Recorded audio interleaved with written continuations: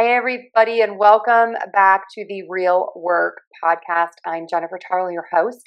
And today I'm just going to have a conversation with you about my accent and my journey to embracing my authentic self.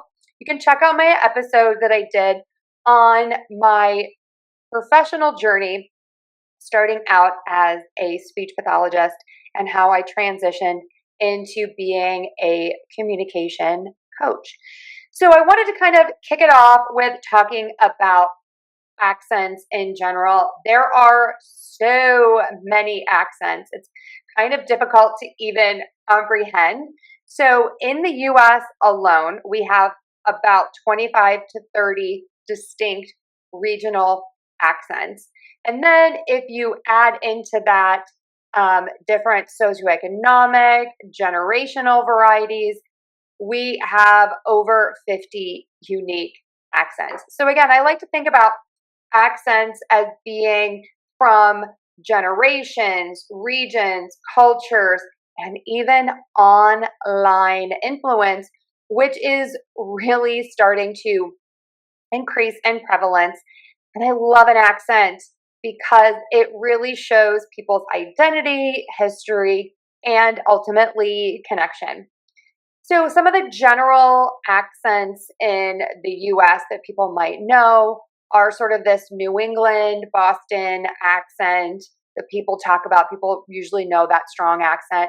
People will know a Southern accent, a New York City accent, and I have a very unique, very distinct accent from Western Pennsylvania that I lovingly call Pittsburghese, and that's what people in the area call it as well. So in addition to having my regional accent from Pittsburgh, I have lived around the country. I have lived in Ohio, which has a more Midwestern accent. I've lived in California, which has a little bit of a different accent. And then I lived for years in Chicago, which has another distinct accent. Now, they all have many, many things in common, but they do have some different characteristics. And so that's how I've sort of landed on my accent today, is because of living in all of those places and then my experiences. I also speak very differently now because of presenting on my YouTube channel and doing the podcast and doing many presentations and teaching people how to present themselves. And so this has sort of honed my way of speaking. And you can hone your way of speaking too. Embrace your own identity and also be as clear and effective as possible. So you may be asking yourself, how many accents are there in the world in terms of English? There are over 200 different accents. You have British accents, North American accents, Caribbean accents, African, Asian, Oceania, and European English accents. So there are so many, and I think one of the most amazing things about speaking and communicating is that accents are ever evolving. And I think that's so interesting. So I'm using accents as a very broad term.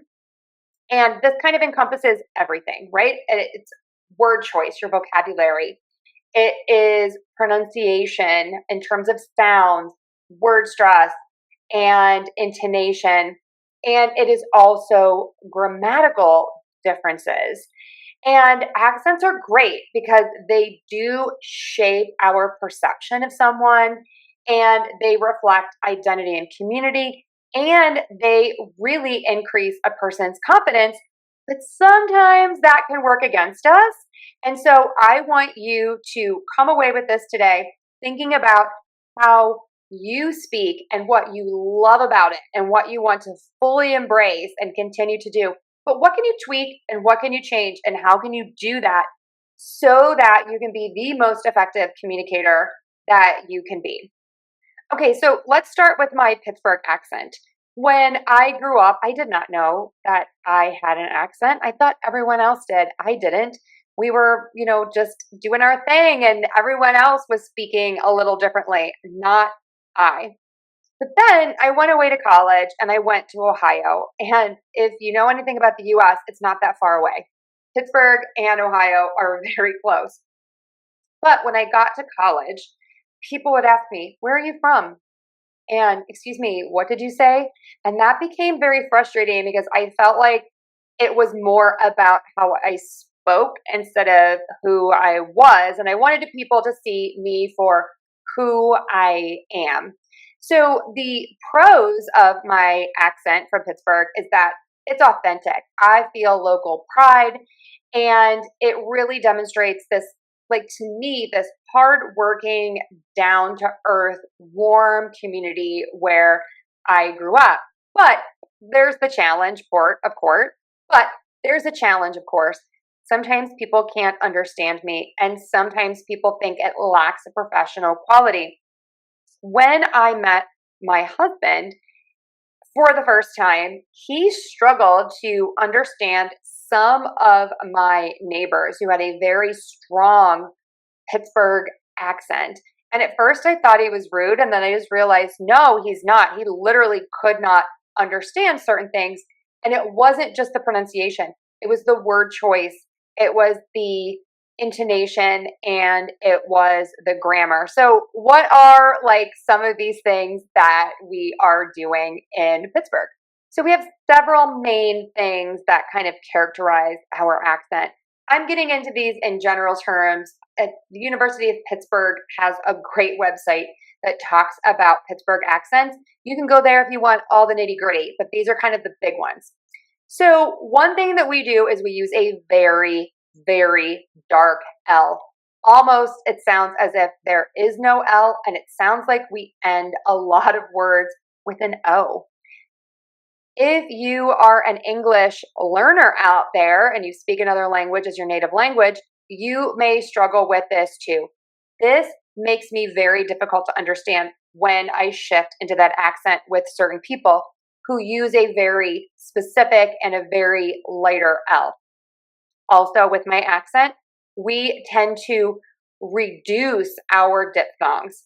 And what that means is instead of saying a sound like ow, which is two vowels together, or I, we will reduce it to like an or just some variation of the vowel. So in Pittsburgh, we typically don't say town and down, we say downtown. So we kind of flatten that diphthong and make it much simpler. Another thing that we do is we merge vowels. I am so guilty of this to this day. I cannot say the word steel mill without stopping and really thinking about it because I want to assimilate my vowels. I want them to be more the same, especially around that L sound. And I want to say still mill. Also, we lovingly call the Pittsburgh Steelers the Pittsburgh Stillers. That is another example of that vowel merging. We often simplify final consonants, which this is pretty common in many, many accents in different regions of the country. We also will have some different syllable stress shifts, and we have a very unique intonation pattern where we like to end our statements with an up speak. So the main rule is that intonation should fall at the end of a sentence. But in Pittsburgh, we love for our pitch to rise at the end of a sentence. We often end sentences in a nat, which is like just like a tag that we use to kind of keep the conversation going. We also do this when we're trying to make a statement like you're coming home. Instead, we'll say you're coming home. Even though I know you're coming home, I'm going to make it sound like a question. So that gets really confusing for a lot of people. One of my favorite things about the Pittsburgh accent is the vocabulary changes that we use. And to me, they are just superior words in so many cases. They give me such a warm feeling because it reminds me of home. So One of the things that we say is we are going to red up the house. What that means is like lightly clean. You are going to put things away to make everything look really neat and tidy, but it's not a full cleaning of your house. Another word is slippy, which I do have to say, I went on vacation to Ireland once, and the sign actually had the word Slippy written on it, an official sign in Ireland. And we use that word in Pittsburgh. Slippy means slippery. Another word that we use that I love is Nebby, and that means that you are nosy. You could be a Nebby Debbie, and you are just nosy. You want to know what everyone's business is, and I just think that is so much fun. One that I really did not know when I first met my husband, he would point out a lot of these words to me, is that I fix my bed. I don't make the bed. And that means to make the sheets look really nice in the morning. In terms of grammar, the word that most people know is Yinz, and that is the plural form of you. So thank you for being here. All of you, I would say thank Yinz for being here today. I really appreciate it. I'd like to thank Yinz. So that is basically thank you all. I love this word, and I still find myself using this unconsciously. It just slips in sometimes, even though I try to avoid it, especially in professional speaking situations. And then another thing that we do is we do not always say to be, we just drop it. And so my car needs to be washed.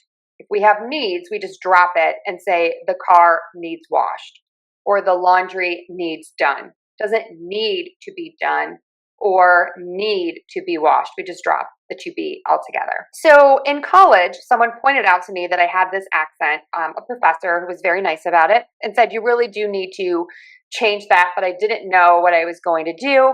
In my last podcast, I talked about I was assigned to a research project with these women from Thailand who were wearing this like contraption in their mouth to see where their tongue was while they were pronouncing words on a screen. It was just too much. And these women, I realized, were learning what to do because we were just telling them what to do. And they weren't even really looking at the screen all of the time. So I listened to some of their patterns. I started to identify some of their patterns. And then I started to be able to identify some of my patterns. This is so much easier now. You can always Google or use AI to figure out your patterns and what you're doing so you can change things if you so choose. So I started changing little things with pronunciation, word choice, and it made a huge difference. I did not get rid of my accent. I just softened it a little bit, and I kept what I felt really confident about and what I really liked.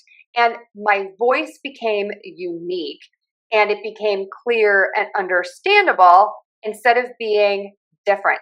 I still sounded different and not like everyone else, but it didn't matter because I felt very confident in my speaking, and I was clear and I was effective. And that's kind of what I always try to really instill in my students. This is not about sounding like someone else. It is about sounding like your authentic self.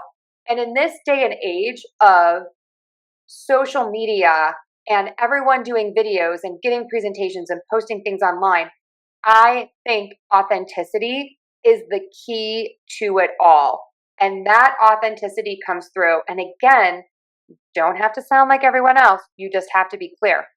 One of my favorite new podcasts is Old School, and it is a podcast about books and how books have changed people's lives. And I love listening to the host because he has a Southern accent, but he is so clear and such a great communicator. I still know he's from the South, but it doesn't matter. It doesn't get in the way of his message. And I think it actually enhances his message because it is authentically who he is. So let's get back to how can you embrace your own authenticity? So as you know, what I did was I figured out what I was doing differently, and I just changed a few things, and I made that a habit.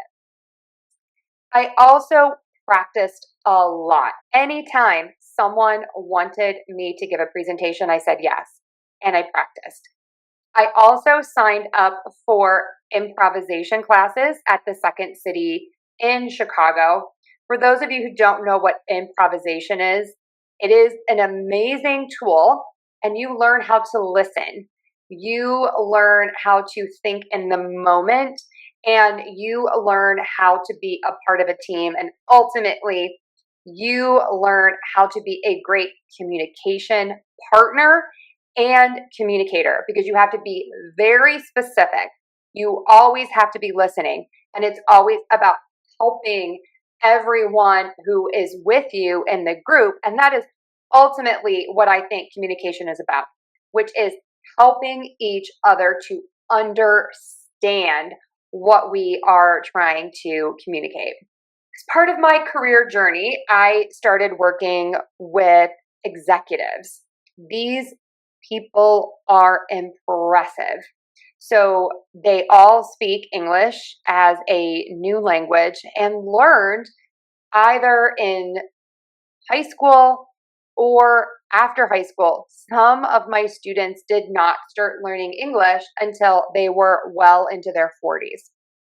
And so these people are impressive, they are accomplished, but they are oftentimes not clearly understood. And this really impacts them because here they are, they have all of this knowledge and people respect them. It's just that sometimes the communication falls flat or people just don't understand them, so they don't engage with the person as much. So what I learned from my C-suite executives is that accent does not equal ability. Number two, I learned that communication is two ways. It is not just about the person who has the accent having to change. It has to do with all of us, you out there included, and how we listen and how we pay attention and how we help that person to be the most effective communicator.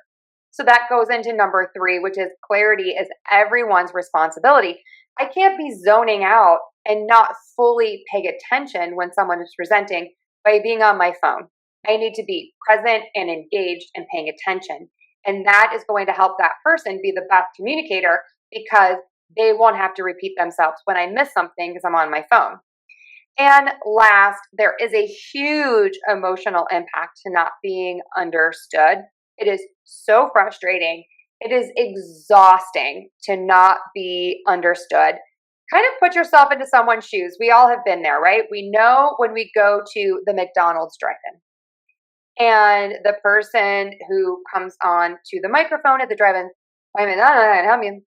and you have no idea what the person is saying. It is exhausting to complete your order. But if that person says, "Welcome to McDonald's, how can I help you?" and they are clear, even if they have an accent, it does not matter because that person is trying to help you, the listener. So then you help them and you clearly give your order. So again, this is a two-way street. So let's think about being clear and patient and inclusive. But what are some more actionable steps? Okay, let's think about being clear and speaking. Number one, speak naturally, but at a moderate pace. I'm doing that right now. I am not speaking too quickly. I am not speaking too slowly. I am just speaking naturally. I'm going to avoid, number two, slang, idioms, shortcuts. I'm going to be as clear as I can with my word choice. Number three, I am going to rephrase, not say things louder, not necessarily repeat.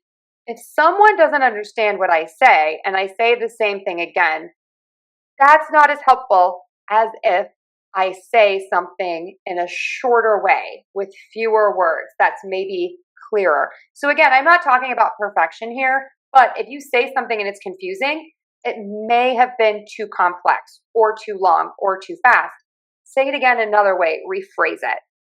And last, use a visual aid or a written follow-up. This has never been easier with AI. You turn on the AI notes function if you are in a Zoom meeting and that gives you a really great summary, and then you can edit and then send it out to everyone. It's also really nice to be prepared if you can before you go into a meeting about a topic, and maybe have 3 or 4 things in a PowerPoint or in an email preview before you get into the meeting.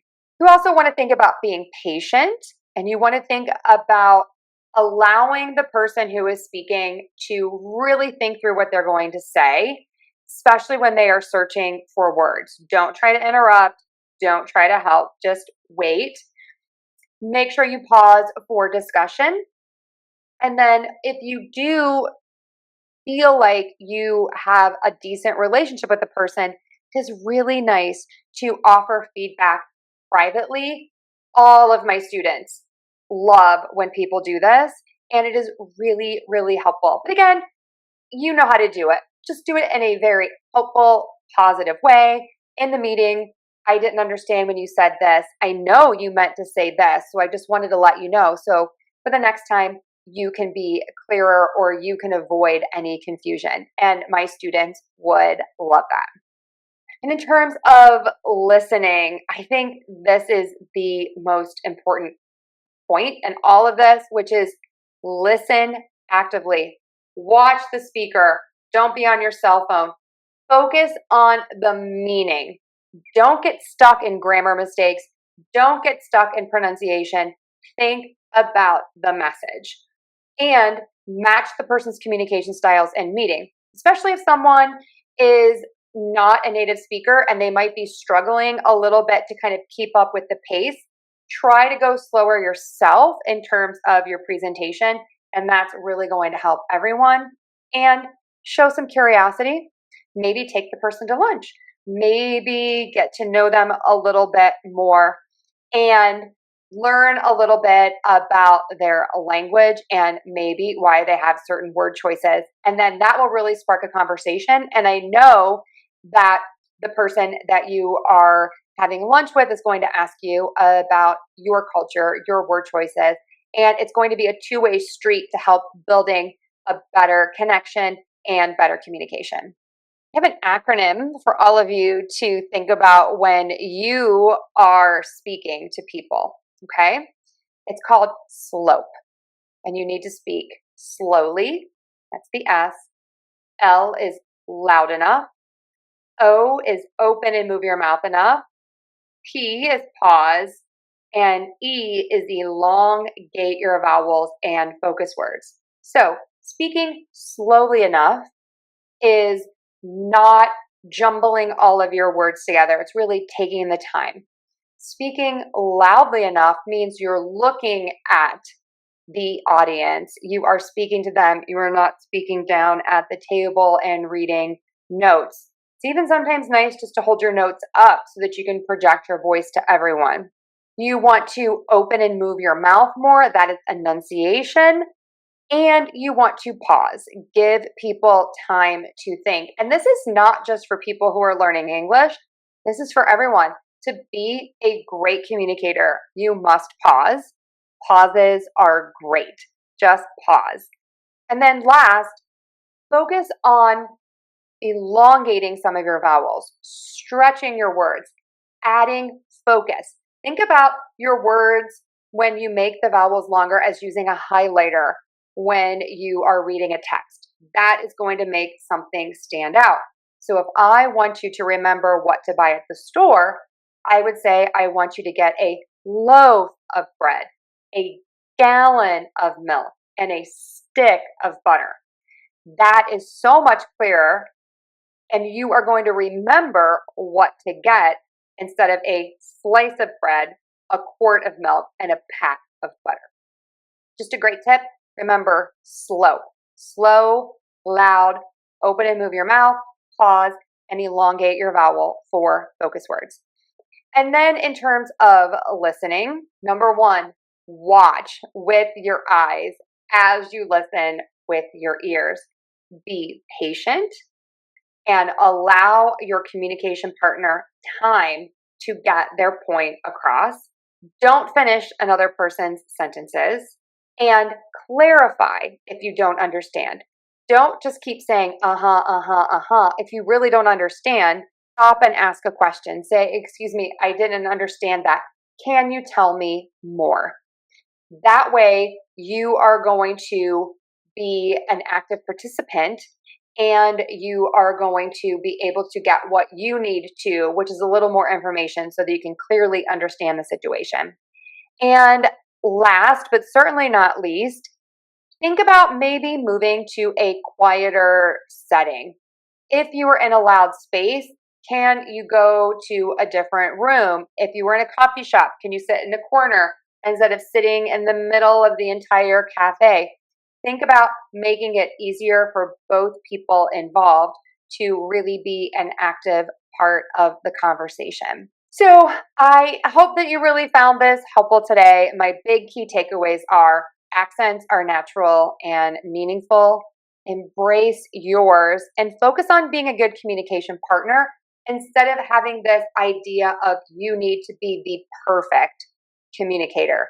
It's about helping each other. It's about embracing who you are and being clear, not being like everyone else. Clear speaking really boosts your confidence and ultimately your success. And the authenticity creates real connection and it really does help you share who you truly are. So I hope you enjoyed this today. Let me know your tips for being the best communicator and the best communication partner in the comments below. Have a great day, everyone, and I'll see you next week.